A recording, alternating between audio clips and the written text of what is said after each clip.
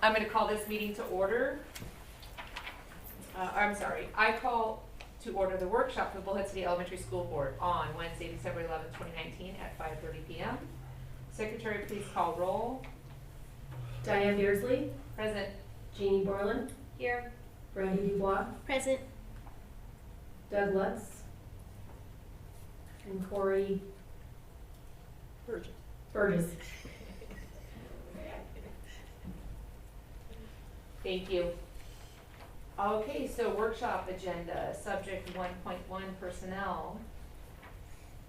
Madam President, you asked that we talk about these things, and particularly about the situation with our substitutes. Thanks for bringing that up and offering to do that. We'll tell you that we have in the district 13 long-term subs, and I sent to all of you a copy of the memo I sent out to all of our substitutes, either long-term or regular substitutes, a couple of weeks ago or a week and a half ago, to remind them that the Department of Education Certification Division has the regulation about, based on law, about the length of time that people can serve. And they had sent a reminder to Eileen Schiffer, our HR director, about the 120-day limit. She called and spoke with the person that she regularly works with at certification, and that person said to her, you know, we will consider the extensions for regular substitutes, but we will not entertain appeals or extensions for emergency subs. And I had already notified, right after that, I had notified the principals that they needed to be on top of this again. They've been looking since school started, but of course it kind of gets put on a back burner. And so I can give you an update on the situation, where we are. That'd be great. Okay, so for middle school, as of this afternoon, Mrs. Pietri indicates that she has in fact interviewed 2 teachers, certified teachers, but ended up with not the best references for those folks. And of course we don't really want to hire people that don't have good backgrounds for us or appropriate. So she is still in the process of trying to find replacements. 120 days takes most of our people into right at the beginning of February or the middle of February. So she has a little window of time to be looking to fill those positions, and is working on that. So she hasn't had the best of luck. Desert Valley has 3 positions. One is a regular substitute, and the other 2 are emergency. On your agenda tonight is approval for a kindergarten teacher, so that takes care of one of the positions. And then the other emergency substitute is in a special needs classroom. And of course, we'd like to keep that absolutely as stable as we can. And so what she has recommended to do with that is the person in that room who has been serving as the paraprofessional is also certified as a substitute. And so we're going to flip those positions, because finding a special ed teacher is always difficult. We still keep looking for those, but right now we can keep the people in that classroom as stable as possible for those kids by flipping. So the person who's been the teacher will be the para, and the person who's been the para will be the substitute teacher until we can find a teacher. Mr. Mewitt gets if there's an award for this, Mr. Mewitt gets the award right now for being all over the situation. He had 5 emergency substitutes, and he has in fact worked with Eileen today on 5 folks who all have bachelor's degrees. 2 of them are can be regular teacher certified with reciprocity from other states, and we think the other 3, because of their degrees and the process, can be certified as emergency teachers. So they will all have regular certificates within the next month or so. So the emergency subs there will all be replaced by teachers. What are the bachelors in on those? Um, Are they going to do an interim program or? Well, if they don't immediately qualify for the reciprocity for certification, so one of them has a bachelor's in elementary education, and that one will be a reciprocity. One has a master's in elementary ed, so that will be a reciprocity. Or actually, she may already have Arizona certificate. One is in early childhood development. And so we're submitting that one as an emergency certificate, regular teaching certificate, while we have the ADE evaluate whether her early childhood or her child development courses meet the early childhood certification requirements. And they may. If not, then we can still work on, whatever she needs to do, those last, like, education classes or whatever it is. But right now, they won't proceed because she's waiting on her fingerprint clearance. You have to have that before you can do anything else. Excuse me. And then, one has a BA in management and one has a BA in liberal arts. And, they're both, setting up with the intern program through NAU.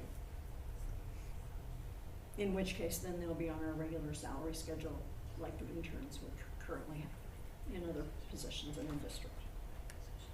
For Fox Creek, we have a person in a position who has a standard elementary certificate, so that's not even a substitute, and she's covering that music class, the band and chorus program. And then the one other person there on emergency substitute, they're looking for a replacement for him. He's in a social studies classroom right now, and his days will run out.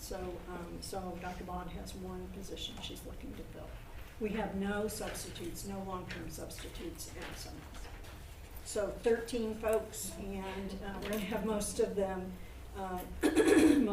replaced fairly soon. I will also say that Mr. Muick has a pretty good plan, since he's got 5 people to replace, of bringing part of them on, 3 of them on when we come back from winter break for a week, and with an overlap with the people who are in the classrooms right now.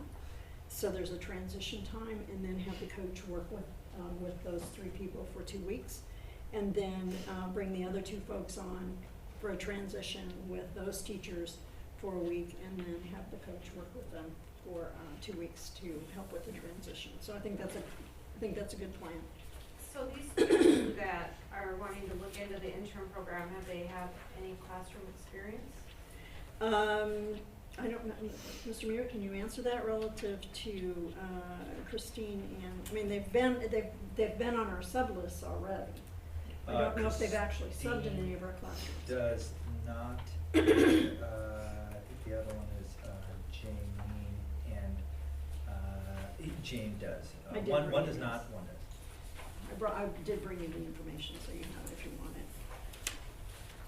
I know, that's a big chunk of second grade up at Diamondback. How's that gonna be for the students? Well, that's why he's worked on the What transition. day does the 120th day fall on? Yeah, late February. February, early, like first week in February or something like that. I don't know the exact date. It's early February. It is, but if they did attend, that's the 120th day of school, but if they were attending their PD Fridays, that also counts towards their 120 days. And if So they maybe were it at was workshops different. before the school year started, It's so. not just 120 days with students? It's 120 working days. It's 120 working days, so, yeah. Are we offering any of those long-term subs that leave any other type of position if we have available? In fact, I indicated in the memo that I sent to them that they should be watching our postings and considering any of our para positions, or any other position in the district for which they might qualify for that matter. And then Eileen indicated to me today that she was, when we have Erica send out the postings, Eileen was contacting the secretaries at each of these sites and saying, please make sure that these teachers see those postings as they come out. and they'll have preference for, you know, any of these positions that we have open. How about the parents of these students? Do they know that this is happening? I think that, based on the phone calls and the communication we've had, certainly the parents of the kindergarten, of the students in the kindergarten classroom now. I'm not sure about the parents in the I've other, not put in the other anything, I classrooms. haven't formally notified any, no memos or anything like that. I think the second grade group just concerns me because they went through a huge transition in kindergarten with teachers leaving, they went through a huge transition in first grade with teachers leaving, they're Yes. gonna go through a huge transition in second grade. I mean, it's hard to succeed. It is very hard to succeed, which is why we really try to fill positions. And, but we don't have many options, you know, we have to comply with the law and, yeah, it's very difficult. I'm hopeful based on, the fact that these folks have degrees and either are certified or could be certified by the end of the year, that these are folks that we can keep on and not be in this situation again. And if I would like to somehow, of course, we want, you know, to continue with staff that, you know, no staffing issues, that would be great. But, I mean, that's reality, you know, reality, hey.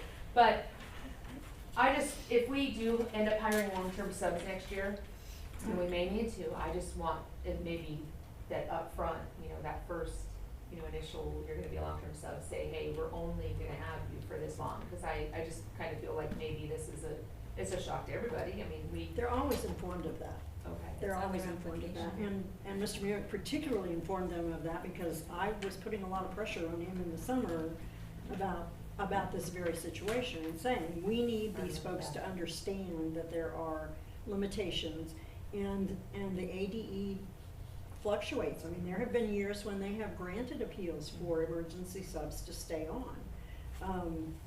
But they were adamant this year. So, and we have no idea why they make those decisions. They don't give us any reasons and, you know, so, but yeah, I was pretty firm with, and with the other principals as well, but particularly with Mr. Muick because he had 5, you know, and we knew that was going to be you know, a transition, especially having 3 in one grade level. Right. We knew it was going to be an issue, so. Sounds like you guys are making headway. We're so trying. that's good. We're trying. Yeah, and it is a good idea to keep an eye on the Grow Your Own program and the NAU program to keep those local teachers here so they don't do their 2 years and then leave. Exactly. Like we've seen so many times in the past. Exactly. So, kind of give maybe a little more priority to finding local teachers too. Right. I have a question though. The emergency sub at Mhm. Fox Creek teaching music, do they have music experience? She's not an emergency sub. Oh, she's not. She is a certified teacher, Okay. just not employed full-time as a teacher. So, you know, there can be certified teachers on our sub list as well. And that was one of the reasons that Mrs. Bond, Dr. Bond put her in that position, is because she is a certified teacher. So she has teaching experience, probably not in music. Finding music experienced people is Right. pretty So tough. is that something that they're still gonna look out We're for? Is still a looking for a actual music teacher. music She is not teacher there to hired, teach music? yeah, she's not there hired as a teacher. She is there hired as a sub, but at Okay. least she is a certified teacher Okay. with years of experience. Mhm. So, you know, so the things that have to do with classroom management and those kinds of things Right. would be experiences she already has, but just not music. So, and we are definitely looking for a music teacher for a number of reasons. One is, you know, we fought so hard to keep our specialist programs, we don't want to, you know, we don't want to jeopardize them.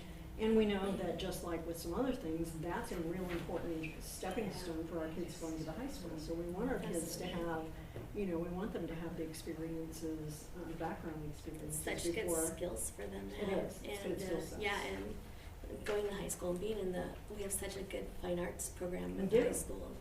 So it's kind of it's hard to not be able to feed into that and give children that opportunity that are We want interested to- in music. Yes, so. we want good feeder programs for Mhm. any of those things, just like for athletics Right. and club experience, you know, having been a leader in student council and any of those kinds of things. So we want to make sure we're giving our kids a wide range of experiences Yes. beyond academics to go to the high school. And when's the job fair, NAU? There's one in February that is, I think, in Flagstaff, and then NAU has another one in the southern part of the state that we heard about this past week. And so, you know, we'll hit one or both of those. And then there's always a huge one in Phoenix. It's usually in April. Usually in April. They have graduation this week, did you guys try to feed from? Trying. Eileen has been hitting all these places. It's kind of like beating bushes, you know, you're trying to find all the people that you can find. And then for sure, we know we want to send somebody to at least 2 out-of-state fairs. You know, we've in the past have gotten people, really highly qualified, well-trained people from the Midwest, and we have not tapped into those resources for several years. So we want to make sure, you know, that we'll be looking into where there might be a fair that draws a lot of candidates from, you know, from around an area into one of those. Actually, I had an email this week about a fair in Michigan. I had that, but I'm not sure where to send anybody to that. But I had an email about one. Oh, it was a tech school. Okay, I'm sorry, I missed that. But I just saw Michigan, and I'm like, ooh, okay.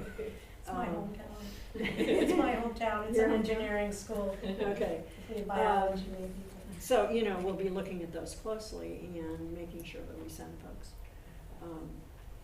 The downside of that is that sometimes we get those folks and they're here 3 years and later. So, you know, we want to be pretty cautious about how we do that. On the other hand, if we can't get any interest from the grads in Arizona, we have to reach out someplace and, you know, try to find folks from where they are. Winter is usually a good time to try to go to one of those fairs and talk about the great weather here. When they're trying to dig out of the snow or whatever. So, you know, we try to hit some of those as well. Did they pick their grades, FIU? Did they give them a choice? The new people? Yeah. No.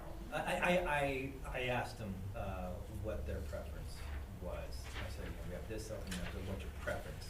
But ultimately, that was the decision that I made as far as like picking where I thought was the best fit. And it's kind of a no-brainer to have that child development person in the That I kindergarten see, classroom. I'm just still concerned with that second grade, that's been through the hoops, and now they're gonna have 2 more teachers that don't have an education background going in there. 2 out of 3 who don't. And also the 2 teachers that are in there that have had to deal with Yeah. extra workload. Well, I guess we would just maybe update, I know we're going on break, but keep us updated in the January We meeting. will. We will. All right, moving on to 1.2 suddenly. It's in my purview to grant rental or not long-term leases, but rental of facilities. But this is one that I really wanted some input from you all. So I didn't make an action item on the agenda because I don't know that that's the appropriate thing, but I really want some input from you all on this. This is a worthwhile group. They do free neutering for animals in our community, and you can, particularly cats, and you can see the document. We sent it to you in advance as well. They have been renting a room from the city in the Suddenlink Center up at the top of the hill, and then bringing in their mobile lab to actually do the surgeries. And then they've been using the room that they're renting from the city for the recovery room for the animals. So after the surgeries, you know, they're crated and taken into that room. They have approached us to rent twice a month 2 of the rooms in our what was originally the kindergarten building at the foot of the hill that we're not leasing to the city. We're using part of that now as storage, but a couple of the rooms are open. And they would actually perform the surgeries in that room, in one of those rooms, and then they would use another room for their recovery and whatever, and then they would not have to bring in their mobile lab. I have some concerns about that, and the usability of the building following that. Now, of course, it has to be sterile and it has to be, they have to take care of things just like they would in a veterinarian's clinic. But I kind of wanted your take on this of us leasing or renting that facility 2 days a month. No, 4 days a month. It's 2 days, twice a month. I just wanted some input from you all on that request. They wanna rent it out. Yeah, they wanna rent it from us, so that they're not renting the room from the city that they're doing at the top of the hill, and 2 rooms and the restrooms, so. Are they, it's for 2 days a month, is it 2 consecutive days, or is it? It's 2 days and 2 days and then 2 days like the off week, so it's like every other Okay. week, 2 days for every other week. But it's consecutive. Okay. They They would I'm have sure to a be. liability is, what if,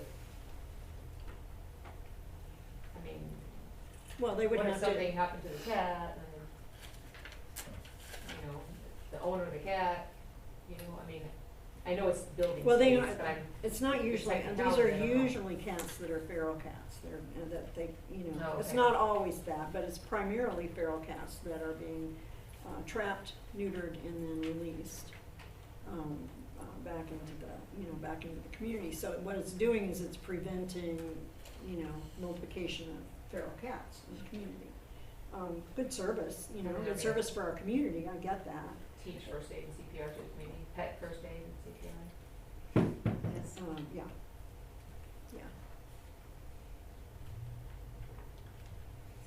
I So, I just didn't know if you had, if this was something that you would have serious objections to. If not, then I'll proceed with them, and I just would like to find out the liability. they would part. have to, they would have to do the same thing that anybody who rents any of our buildings has to do. They have to Right. produce a certificate of insurance, and, liability Right, insurance. Right. And in this case, I think we would hold them accountable for cleaning the facility as opposed to us adding it to our contract with IBM.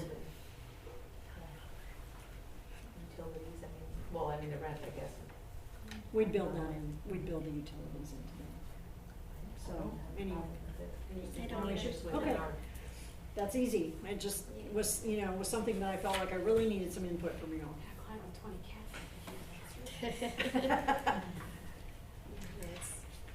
Okay, thank you.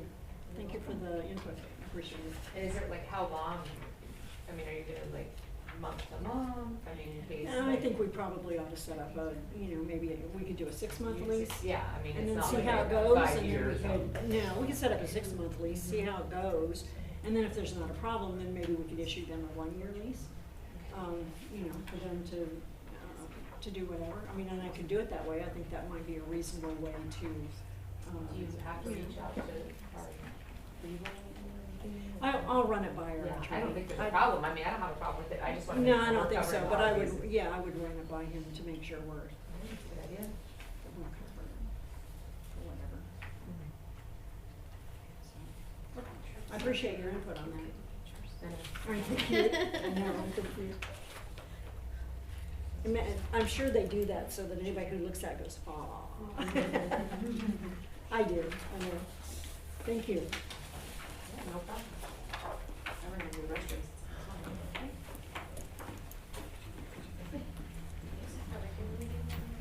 You have to adjourn the workshop? Yeah, I was like, I don't. Make a motion, we adjourn the workshop? I second. Diane Beardsley, Yes. Jeannie Borland, Yes. Franny Dubois. yes, yes, yes, we appreciate you coming. Okay, regular meeting, I'm gonna call to order. I call to order the regular meeting of the Bullhead City Elementary School Board on Wednesday, December 11th, 2019 at 6 p.m.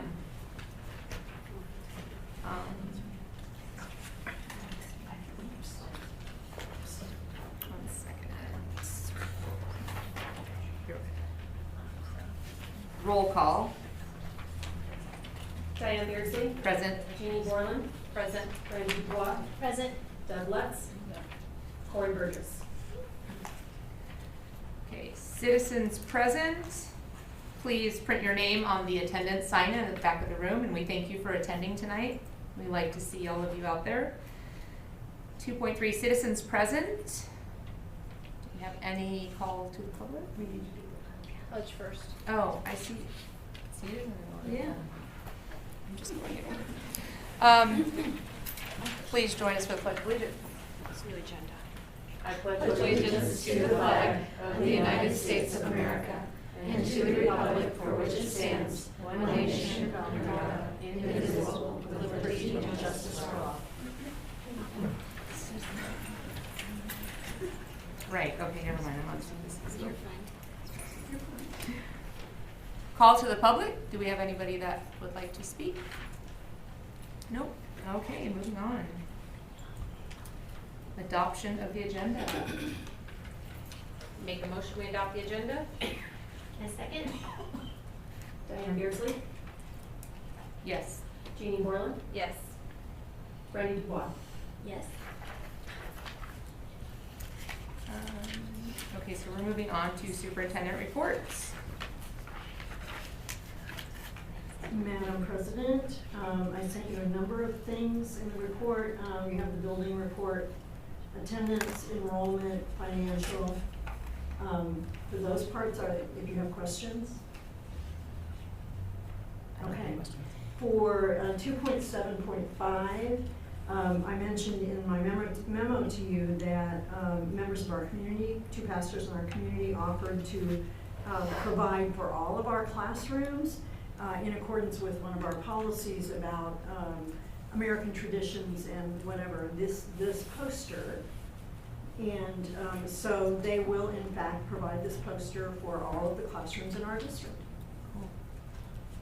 So, okay. And then miscellaneous updates, I sent you several. When I sent you the memo yesterday, and I will tell you that we are anxiously awaiting the notification relative to the appeals on the grades for our schools and for our grant applications for continuation of the SRO at Fox Creek and counselors for our other 4 schools. So we're anxiously awaiting tomorrow's Arizona Board of Education meeting with bated breath. I think we may actually stream it. I mean, not tomorrow, on Friday. We may actually stream the meeting to see what's going on and how they're voting on that. Had a couple of other things for you there. Yesterday, the Colorado River Health Employees Benefit Trust trustees met, and the representatives from the schools, and we talked about, first of all, their agreement and declaration, which had not been updated since 2014. Brandy sat in as Doug's proxy on your behalf. And that was good because it meant we had a quorum. And then next month, we will be presenting, Mr. Flora and I will be presenting to the Board of Trustees to the current vendors, information from the current vendors and from one other vendor, so that the trustees have some real good documentation to look at and hopefully come to some decisions for next year's insurance programs. I have 2 things to add. One is, if you recall, a month or so ago, I told you we'd gotten the insurance check for one of the buses that was totaled, the one that was rolled up on the parkway. And that check was for $21,000, so of course that's an insurance payment back. Transportation directors have been keeping their eyes open to the various bus vendors in the state for a special ed bus, because we do need another special ed bus. We've got one that's ancient and we managed to keep it running, but it's not in the best condition. This week, they found the one.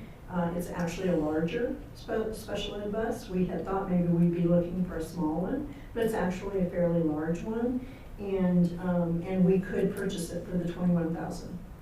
Our head mechanic happens to be going to Phoenix in the next few days, and he's actually going to go check it over. So I'm hopeful that it passes inspection from his inspection, because of course he doesn't want to be spending all of his time working on this piece of equipment. So, and I know this is going to sound strange to any of the rest of us, but it only has 111,000 miles on it. So considering that we have buses in our combined fleets that have well over 200,000 miles, this looks not so bad. So the price is good, and if it's in good condition, we probably will go for it. And then the other information I wanted to share with you was that we had one of our teachers invited to speak at the ACT Summit, and you have in front of you her report for you to take with. But essentially on October 16th, she was invited to Navigating the Future Conference, the Arizona ACT Summit, and she went and made a presentation. And so this is her report. She learned things, and I'm sure she also shared some very good things with the other folks, particularly since she's one of our Filipino teachers. So she could talk about her experiences, international experiences coming here to teach and working with our students. And so you can share that. So we do expect our folks who go off to conferences or to go places to make presentations to give you reports. Great, that's an awesome report. And then 2.77, you have a rather lengthy list of upcoming events. That's awesome. Love it. Looks really good. On the, there's just one, I have a couple questions, which is great, I love them. I wanna try to stop by some of your upcoming ones. With the PD Day on 1/24, is that at the Anderson Fieldhouse, or where is that? 7:30 to 3? That's at the high school. That's at the Mojave? Mojave High School, yeah. And I would like to stop by, so Excellent. and they have a post, can we have a We posting for a we do forum? post, we've posted at Anderson and at each of our school sites. The standard thing that we showed you at the beginning of the year, that there might be an occasion when you were all showing up, and that it would not be a meeting, there would be no, business conducted and that kind of thing. But we will also post it separately so that, that we're covered relative to open meeting law. Great. And the International Day at Bullhead Middle School, is that open to the public? Is that something after school? It's a little bit of both. During the day, it's on conference days. So in the morning, the 5th grade goes into the 6th grade rooms. The first day and the second day, 6th grade goes into the 5th, and they present. But then parents come in the afternoon and evening for conferences. They won't have formal presentations, but the rooms will be all set up, and their kids can tell them their part of it. That's cool. Thank you. Like that. I thought there was one more, I guess not, I missed it. Okay, great, that's a pretty lengthy list, that is nice. So, any questions you guys have for Dr. Stewart? Anything? No? Okay, well, thank you so much. On to 2.8 donations. We'd like to take this opportunity to thank everybody who donates to our schools. Coyote Canyon received $30 in pencils with character toppers from Betty Wortman. All sites received miscellaneous school supplies from Suddenlink, estimated at a value of $200. Sunrise Elementary School, $375 in pea gravel from S&S Concrete. $50 gift card from Target, $40 gift card from Wiener Schnitzel, $50 in baked goods from Smith's Food, $10 bags of candy from Aquarius Casino Resort, estimated at $300. 2-night stay from Avi, estimated at $100. 12 family packs of passes for scooters, estimated at $168. Gift basket from Starbucks, estimated at $30. $40 gift card from Sam's Club, $20 gift card from Safeway, $50 gift card from Home Depot. Mini pumpkins, 4 large pumpkins, and 6 large scarecrows, estimated value $200. Desk donation from Regina Crisione, estimated at $50. Candy from Dot Foods, estimated value of $100. Desert Valley received fall commission from Life Touch for $795. That's amazing. Thank you guys for all the donations, or anybody that's been working on them. Thank you, we appreciate it. Consent agenda.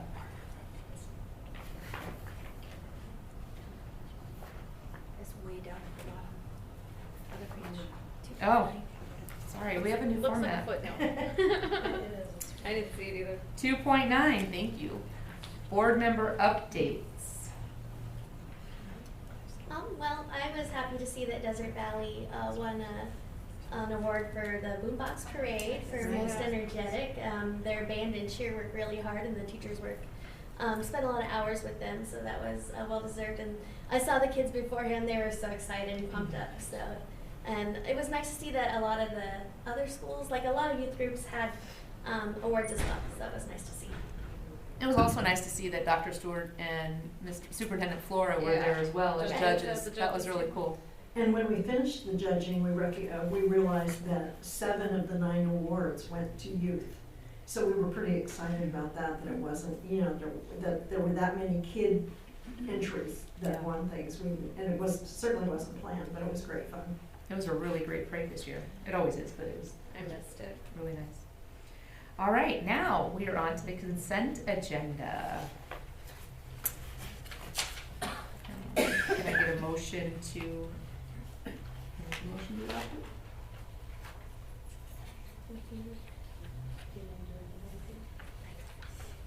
Make a motion, we accept the consent agenda.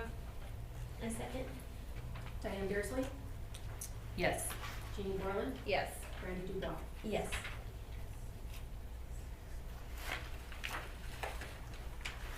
Okay. Hold on, I'm on. Old business, thank you. Number 4, old business. Madam President, this is the second reading of this policy that it was recommended to our board that we delete this from our policy book since we do not have graduation. All right, I make a motion that we rescind policy IKFA, early graduation, from our policies. I second. Diane Beardsley, Aye. Jeannie Borland, Aye. Brandy Dubois. Aye. Okay. New business. Professional staff hiring. Madam President, this is one of the policies that, in all of those policy updates that you did a couple of months ago, it was approved, and then we realized when we submitted it to to ASBA that there were 2 blanks that we had not filled in, and so they're highlighted in yellow here.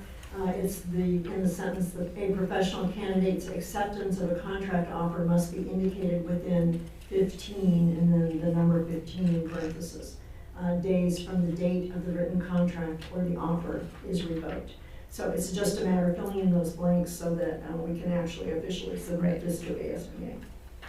And what was the other one? That's it on that one. It was just the one? That's just the one correction. It was 2 blanks. One was the word 15. Oh, the word 15 and the and number. the other one was the number 15. So do we go ahead and make a, in other words, the second, was it a Now, second? it's really a first reading again. Unfortunately, we have to do this twice for any policy, so Yeah, it's a first reading, so there's no action on this. perfect. Subject 5.2, policy GCO, evaluation of professional staff members. This one looks a little more complicated, but it was in that same set. And then in the process of reviewing that, we needed to delete that whole section that's just a message to us as administrators and you as the board about what to do. So we need to delete that part. But then in comparing to our current policy that was approved just a year ago in September of 18, we recognized that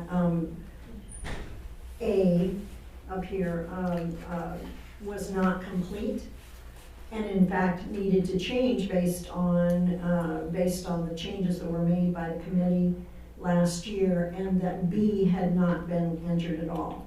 So, this is the section that we had to fill in based on the part that we crossed out. Kim, will you kind of scroll it back a little bit so folks can see the part, this part, for the audience?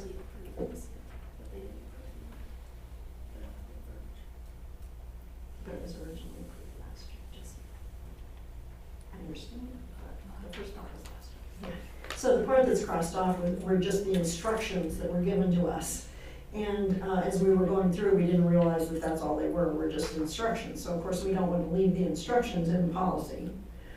And then the first part of A, where it says a teacher receives a rating below, in the policy that was approved, at one point it had 320 points because of the point system that was used at that time on the teacher evaluation system. The teacher evaluation instrument that was approved a year ago by the board does not have that many points in that low category. So, we needed to change that. So the current instrument has in that category 117 or less in the ineffective category, as set forth in the district's teacher evaluation system. So the yellow part in part A is the correction. And then because of the way the system was set up relative to the regulation that you're not even looking at tonight, I didn't want to confuse you with something that wasn't even going to change, but in the regulation, any teacher who has been in the district more than 1 year would also have an improvement plan if they score below 203. So we recognize that beginning teachers are developing, first-year teachers are developing, and they're sometimes going to score between 117 and 203 points, especially on their first evaluation. That's possible. It doesn't mean they're a bad teacher, it just means that they're coming along and working on things. But if they've been here more than 1 year, then we expect them to score higher than 203. So that part just clarifies the process that is being used in the district. Okay, so this is going to be a first reading? This is also a first reading. So 5.4. 5.3 and 5.4 are both exhibits, and so you can approve them tonight as exhibits. Last year, the board did in fact approve the teacher evaluation instrument, which you have a copy in front of you as well, and on that you can actually see what the point values are for distinguished, proficient, developing, and ineffective. But usually when we have these types of things, they also are included in the policy book as exhibits, so that anybody who looks at our policy knows what the tools are or the forms that we're using. So, and then the next one is these two. This is the other exhibit, which is the actual improvement plan form. So these have been in use for the last year. They have been approved. I am just asking that you approve them as exhibits in the policy book so that anybody can have access to seeing these forms. And these can be approved in one reading. So, I move we approve these as exhibits. So it's,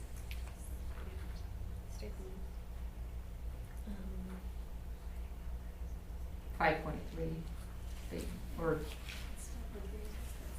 5.3 and 5.4. 5.3 and 5.4. Second. Diane Beardsley, Aye. Jeannie Borland, Aye. Brandy Dubois. Aye. Future topics. I have one that I'd like to add. The calendar for next year, so we can get that kind of lined out, mapped out. Madam President, I actually had an email today from Whitney Crow that went to Mr. Flora, went to, I think also to John Warren down in Topop, because we do try to at least have conversations about those calendars. And so I know we're going to have some conversations about those as well, so it's good that we get on with that. We can't have discussion, but I just was wondering how Can't do it. Can't do it. Anyway, well, we'll have a discussion next month on calendar, so. I had also asked in my memo to you, and I had mentioned last month as well, that you consider for next month's workshop, us talking about our academic things. So that we're talking about our programs, talking about our assessment scores, talking about the school grades, because we'll know those as of Friday. And talk, bring you all up to speed on the things that we've been working on in curriculum and instruction this year. And I'm thinking that you may want to consider that as an hour long, and you could add calendar to that if you wanted. I think that'd be good. I agree. Okay. Anything else we want to put on the calendar for January? If we think of it, we'll definitely email you. emails. Okay. Upcoming board events, 6.2. Anyone gonna be interested in going to the Bolt training that's coming up? Is that in Phoenix or Flagstaff?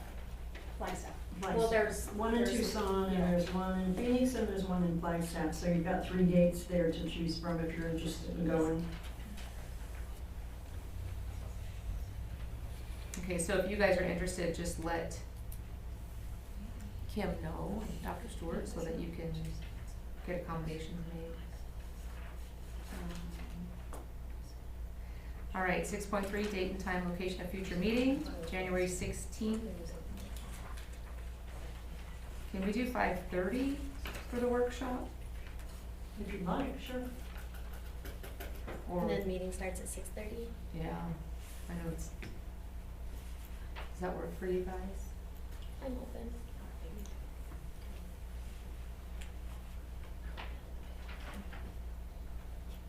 Are you okay with that? Yeah.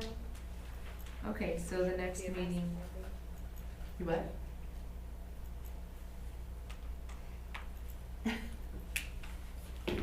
I'll be here for the meeting, I may not make the workshop. Okay. 5, well, do you want to change the No. date? Okay. Executive session, do we don't have, oh, yeah, we do. So, I make a motion, we convene into executive session. A second. Diane Beardsley, Aye. Jeannie Borland, Aye. Brandy Dubois. Aye.